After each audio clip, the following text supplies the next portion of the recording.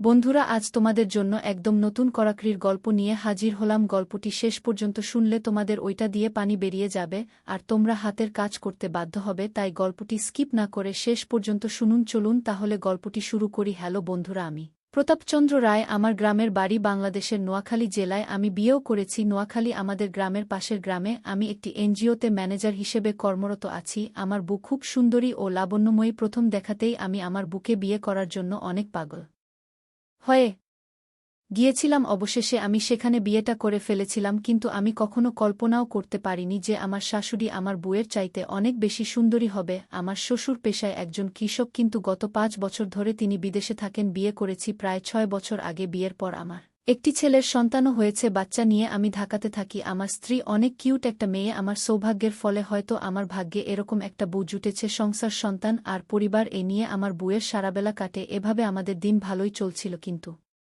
হঠাৎ করে আমার শাশুড়ির সাথে এমন একটি ঘটনা ঘটল যা আমি কখনো প্রত্যাশা করিনি। গত ১ বছর আগের কথা। আমার শাশুড়ির বয়স ৩-৭ হবে, কিন্তু উনাকে দেখলে এটা মনে হবে না যে উনার বয়স এত বেশি হবে। প্রথম প্রথম বিয়ের ৩ থেকে ৪ বছর আমি ওনার দিকে কখনো ভালোভাবে দৃষ্টি দেয়নি, কিন্তু আমার শ্বশুর মশাই বিদেশ যাওয়ার পর আমি ওনার দিকে একটু একটু ব্যতিক্রম দৃষ্টি দেওয়া শুরু করি। এজন্য যে স্বামী বিদেশে গেলে মহিলারা নাকি অন্য পুরুষের দিকে কিছুটা আসক্ত হয়। আর তাছাড়াও আমার শ্বশুর মশাই যখন বিদেশ চলে যান তখন আমাকে বলে গিয়েছিল যে, বাবা, আমার সংসার, আমার পরিবার আজ থেকে দেখার দায়িত্ব তোমার। ভগবান চাইলে হয়তো তোমাদের আর আমার মধ্যে দেখা কবে দেখা হবে জানি না। আমার শ্বশুর মশাই আরও বলে গেলেন যে, বাবা প্রতাপ, আমি তো চলে যাচ্ছি, তোমার শাশুড়িমার দিকে একটু খেয়াল রেখো। আমি তো বাড়িতে থাকব না, মাঝে মাঝে তোমার শাশুড়িমার একটু খেয়াল রেখো। আমি বললাম, আচ্ছা ঠিক আছে বাবা, আপনি এই বিষয় নিয়ে কোনো চিন্তা করবেন না। তারপর আমার শ্বশুর সাহেব চলে গেলেন। যাই হোক, মূল ঘটনায় আসা যাক। গত ২ বছর আগে বর্ষাকালে আমি অফিসের কাজে ঢাকায় গিয়েছিলাম। অফিসের কাজ শেষ করে জরুরি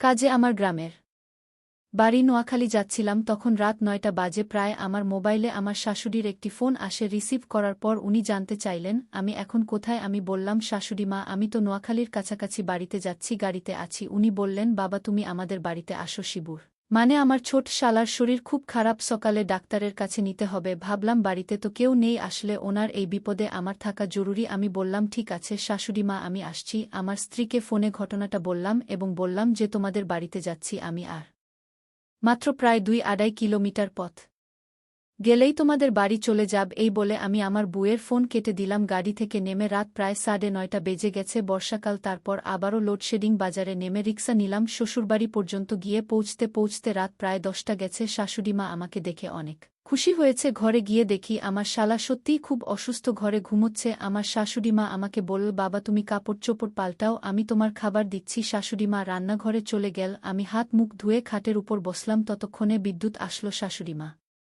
খাবার টেবিলে খাবার দিয়ে আমাকে বললেন, বাবা তুমি আসো, খাবার ঠান্ডা হয়ে যাবে। আমি দ্রুত গেলাম খাবার ঘরে। শাশুড়ি টেবিলের পাশে দাঁড়ানো। আমি খাওয়া শুরু করলাম। উনি বাসার সবার খবর জিজ্ঞেস করছেন। আমি খাচ্ছি এবং উত্তর দিচ্ছি। হঠাৎ আমার চোখ পড়ল শাশুড়ি মার দিকে। ওহ মা, এত সুন্দর! আমার শাশুড়ি আগে তো দেখিনি। সবুজ রঙের একটা শাড়ি পরেছেন। আজ হঠাৎ বিদ্যুৎ আবার চলে গেল। আমার শাশুড়িমা মোমবাতি জ্বালিয়ে টেবিলে আমার পাশে এসে রাখছেন। শাশুড়িমাকে দেখতে মধ্যবয়সী এক নারী মনে হলো। উনার চেহারার মধ্যেই যেন অন্যরকম একটা মায়া আছে। আহ, এত সুন্দর মানুষ কি করে হয়! একেবারে চমৎকার চেহারা। তাকে দেখেই আমার অন্যরকম একটা অনুভূতি আসলো, আর আমার অবস্থা খারাপ হতে লাগলো। মনে মনে ভাবতে লাগলাম কি করে তাকে আমার অনুকূলে আনা যায়। একটু চোখ থেকে আমি শাশুড়িমাকে বললাম, শাশুড়িমা কষ্ট করছেন কেন? আমি তো সব করতে পারবো, আপনি ঘুমিয়ে পড়েন। সমস্যা নেই, আমি খাওয়া পর ঘুমিয়ে যাব, আপনি ঘুমাতে যান। শাশুড়িমা মুচকি হাসলেন, না বাবা, তোমাকে কষ্ট করতে হবে না, তুমি খাওয়া দাওয়া শেষ করো, আমি তোমার বিছানা রেডি করে দিচ্ছি। এই বলেই শাশুড়িমা পাশের রুমে চলে গেলেন, মানে যেখানে আমি ঘুমাবো। হালকা আলোতে মনে হচ্ছে যেন রাতের অপসরা। তাকে যতই দেখছি তখন আমার এক অন্যরকম অনুভূতি হতে লাগলো। আমার মনে তখন অন্যরকম কিছু চিন্তা হচ্ছিল। রাতের পরিবেশটাও তখন অনেক সুন্দর ছিল। একদিকে বর্ষার তুমু বৃষ্টি শুরু হয়েছে, অন্যদিকে আমার মনে ভিন্ন চিন্তা ভাবনা, আর অপরদিকে আমার শাশুড়িমাও অনেকদিন ধরে কিছু পাই না, কি করব বুঝতে পারছি না। যাক, খাওয়া দাওয়া শেষ করলাম। বিদ্যুৎ আবার আসলো। খাওয়া শেষ করে পাশের রুমে গিয়ে দেখি শাশুড়িমা আমার বিছানা পরিষ্কার করছেন। শাশুড়িমাকে তখন অনেক চমৎকার লাগছিল। আমার শাশুড়িমাকে আমি যতই দেখছি তখন আরও অবাক হচ্ছি। মনে হচ্ছে যেন এক অপরূপ সৌন্দর্যের এক মধ্যবয়সী পরী, অনেক চেষ্টা করছি ধৈর্য ধরার, কিন্তু পারছি না। চোখে মুখে তখন অন্যরকম অনুভূতি হচ্ছিল। তারপরেও আমি অনেক কষ্টে নিজেকে গোছানোর চেষ্টা করলাম। এর মধ্যে বিদ্যুৎ আবার চলে গেল কারেন্টের জ্বালায়, আর পারলাম না। এই যাই আসে বলেই উনি খাট থেকে নামছেন মোমবাতির খোঁজে। হঠাৎ অন্ধকারে আমার সাথে ওনার একটা ভুল বোঝাবুঝি হয়ে যায়। শাশুড়ি মা তখন খুব সাজুগুজু হয়েছিল। আহ, কি সুগন্ধ! মনে হয় বিদেশি সেন্ট দিয়েছে। আমার শ্বশুর মনে হয় আমার শাশুড়ির জন্য বিদেশি সেন্ট পাঠিয়েছে। সেন্টের গানে যেন আমার মনের মধ্যে আরও বেশি আকর্ষণ সৃষ্টি হচ্ছে। পাগল করা ঘ্রাণ যেন আমাকে আরও বেশি প্রণোদিত করল। উনি পাশের রুমে গিয়ে মোমবাতি জ্বালিয়ে আনলেন, বিছানা রেডি করে দিলেন। রাত প্রায় তখন 12:30 বাজে। তারপর উনি আমাকে বললেন, বাবা এখন তুমি ঘুমাও, আমি পাশের রুমে আছি, কিছু দরকার হলে আমাকে ডেকো বলেই উনি চলে গেলেন। আমি বিছানায় শুয়ে পড়লাম। শুয়ে পড়ছি ঠিক আছে, কিন্তু এই ঝড় বৃষ্টির রাতে আমার মনে তখন এক অদ্ভুত রকমের চিন্তা হচ্ছিল, যা সত্যিই আমাকে খুব হতাশিত করেছিল। মনে মনে ভাবতে লাগলাম কি করা যায়। তাছাড়া উনিও তো অনেকদিন ক্ষুধার্ত আছে। খানিকক্ষণ পর বৃষ্টি আরও বেড়ে গেল। আমি অনেক চিন্তা করছি যে কিভাবে ওনাকে আরও একবার কাছ থেকে দেখতে পারি। আহ, কি সুন্দর তার ঘ্রাণ! মন খুব চাইছে তার এই সুন্দর ঘ্রাণ ভালো করে নিঃশ্বাস নেই বসে বসে। যদি ওনার সাথে সারারাত কথা বলতে পারতাম তাহলে নিজেকে ধন্য মনে করতাম। দেখতে সাদা কালো,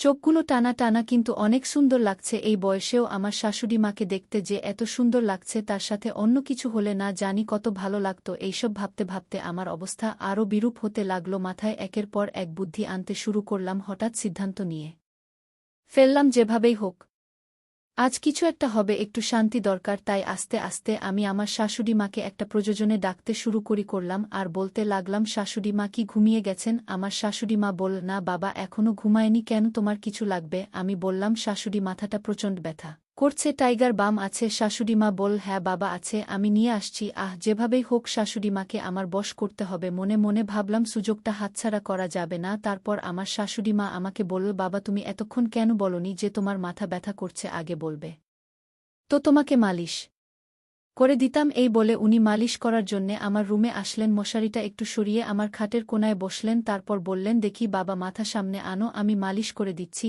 আমি বললাম, না শাশুড়ি মা, আমি দিতে পারবো। কি বল, আমি তো তোমার মা আর তুমি আমার ছেলে, তোমার মাথায় আমি মালিশ দিলে কি কোনো সমস্যা আছে? আমি বললাম, না না শাশুড়ি মা, আপনি কি বলছেন? আপনি শতবার আমার মাথায় মালিশ করতে পারেন। আমি এটা বলতে চাইনি, আমি বলতে চাচ্ছি আপনি মুরুব্বি মানুষ, আপনাকে কষ্ট দেওয়ার কোনো মানে হয় না। তারপর আমার শাশুড়ি মা বল, না না বাবা, তুমি আমার ছেলে, তোমার শরীর খারাপ আর তোমার জন্য এটুকু করতে পারবো না। আমি বললাম, শাশুড়িমা আপনাকে কষ্ট দেওয়া আমার উচিত হবে না। তারপর উনি আমার বালিশের পাশে বসে আমার মাথায় মলম দিতে শুরু করলেন। উনি কিছুক্ষণ মলম দেওয়ার পর আমার এত ভাল লাগলো, মনে হলো আমি স্বর্গে আছি। বেশ কিছুক্ষণ মালিশ করার পর আমি ঘুমানোর ভান করলাম। আবার উনি যখন উঠে যেতে চাইলেন তখন আবার এমন ভান করছি যেন আমার মাথার কোনো উপকারই হয়নি। এভাবে কিছুক্ষণ চলার পর দেখলাম আমার শাশুড়ি মার ঘুম ঘুম ভাব হচ্ছে। উনি আমার বালিশের পাশে হঠাৎ ঘুমিয়ে পড়লেন। আমার এবার সকল স্বপ্ন পূরণ হতে চল। আর আমি মনে মনে ভাবতে লাগলাম, এটা তো দেখছি মেঘনা চাইতেই বৃষ্টি। আমিও ঘুমের ভান ধরলাম। কিছুক্ষণ ভান ধরে অন্ধকারে কিছুটা সামলে রাখলাম, যদিও মনে তখন অন্যরকম চিন্তা ভাবনা চলছে। খুব ইচ্ছে করছে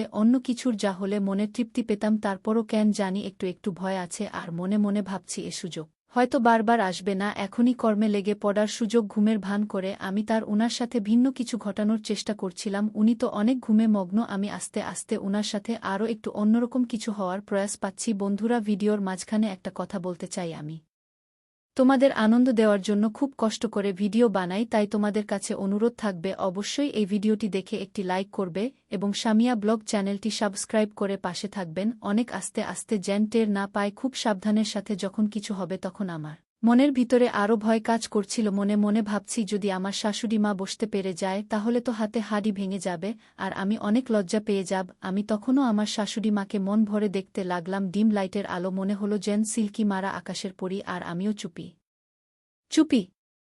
আরেকটু ফ্রি হওয়ার চেষ্টা করলাম। রাতে অন্ধকারে, প্রচণ্ড ঝড় বৃষ্টির রাতে আমি আর আমার শাশুড়ি মা একসাথে শুলাম বাড়িতে। সেদিন কেউ ছিল, বৃষ্টিতে ভিজে আসার কারণে আমি অনেক অসুস্থ হয়ে গেছিলাম। শাশুড়ি মা আমাকে সুস্থ করার জন্য আমাকে অনেক কিছু দিয়ে চেষ্টা করছেন, কিন্তু তাতে কোনো কিছু হচ্ছিল না। অবশেষে শাশুড়ি মা আমার মাথায় তেল মালিশ দিতে দিতে হঠাৎ আমার পাশে শুয়ে পড়লেন। আমি ভাবলাম শাশুড়ি মা মানে মায়ের সমতুল্য, হয়তো বেশি ঘুমে ধরেছে তাই আমার পাশে তিনি শুয়ে পড়লেন। কিন্তু রাত যখন গভীর হলো তখন শাশুড়ি মা আমার সাথে এমন অদ্ভুত আচরণ করা শুরু করল তাতে আমি হতবাক হয়ে যাচ্ছিলাম। আমি তখন আমার শাশুড়ি মাকে বললাম, মা আপনি আমার সাথে কি করছেন? তখন শাশুড়ি মা আমাকে বলল, বাবা প্রতাপ এখন আমি যা করছি তোমার ভালোর জন্য করছি, তুমি শুধু আমাকে একটু সাহায্য করো। তারপর বন্ধুরা আমি শাশুড়ি মাকে সাহায্য করতে গিয়ে এক অন্যরকম আচরণ করতে শুরু করতে হলো। তখন শাশুড়ি মা আমাকে বলল, বাবা প্রতাপ এতক্ষণ তুমি আমাকে যা করলে তাতে আমার খুব উপকার হলো। বাবা প্রতাপ তোমাকে তো বলাই হয়নি। প্রতাপ আমি গত পরশু ডাক্তারের কাছে গিয়েছিলাম, ডাক্তার আমাকে বলেছে যে কোনোভাবে আমাকে